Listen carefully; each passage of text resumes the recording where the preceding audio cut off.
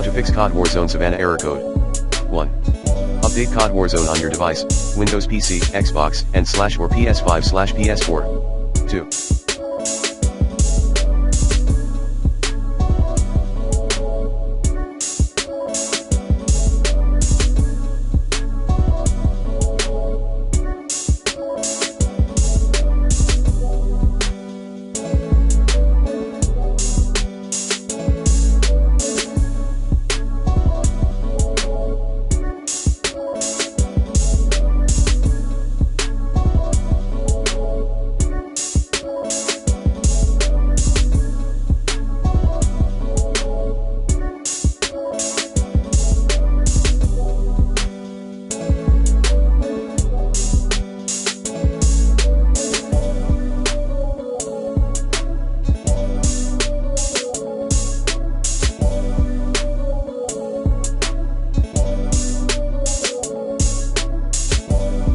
Exit the Warzone app, then relaunch the game later. 3.